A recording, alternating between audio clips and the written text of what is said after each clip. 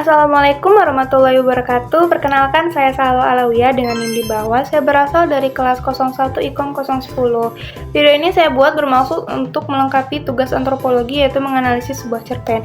Nah, cerpen yang saya ambil ini berjudul Membaca Budi karya Dewanto Amin Sadino.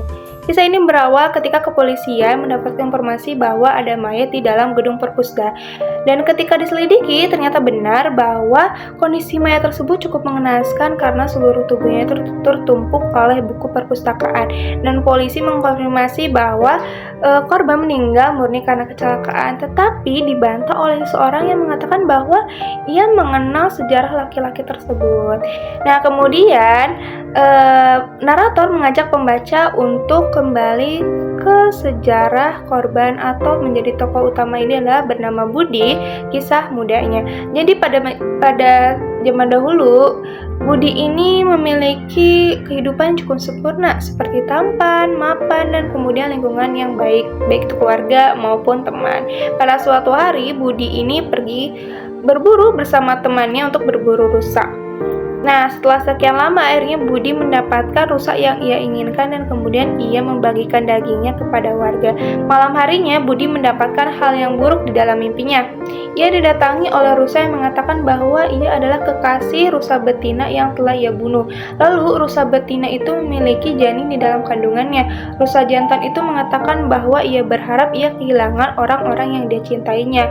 Keesokan harinya Budi menceritakan kisah tersebut kepada temannya, dan temannya tidak terlalu menggubris dan mengatakan bahwa itu hanya bunga tidur semata atau hanya mimpi yang tidak seharusnya dipikirkan.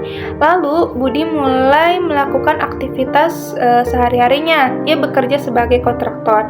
Lalu tanpa disangka ia mendapatkan peristiwa-peristiwa aneh yang menurutnya itu adalah kutukan seperti kecelakaan atau benda yang hampir membunuhnya.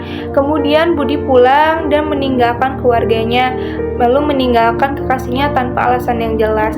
Lalu ia tinggal sebatang kara sebagai gelandangan, tubuhnya yang kurus, dan dia berganti-ganti pekerjaan, mulai dari penjaga WC dan sampai yang terakhir itu menjadi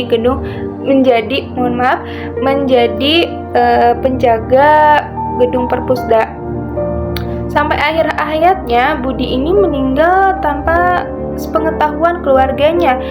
Budi ini menjadi orang yang menyukai buku dan juga membaca buku sampai-sampai di akhir cerita narator tidak menjelaskan apakah Budi meninggal akibat kecelakaan atau bunuh diri, karena dikatakan bahwa di dalam cerpen tersebut Budi meninggal sesuai dengan apa yang ia cintainya. Jadi setiap Budi bekerja itu, ketika ia menyukai pekerjaannya seperti penjaga WC, ia menyukai bau pesingnya, dan itu menjelaskan bahwa Budi ini memiliki kondisi mental yang tidak sehat. Dan itu saja, mungkin sekian sinopsis cerita dari Membaca Budi ini. Pesan moral yang narator ingin sampaikan adalah mungkin kondisi sosok psikologis dari tokoh utamanya. Berharap bahwa seharusnya Budi menceritakan dan mendapatkan rasa iba atau pengertian dari keluarganya. Seandainya Budi menceritakan kondisi mentalnya kepada keluarganya, mungkin Budi tidak akan meninggal dalam kondisi yang mengenaskan.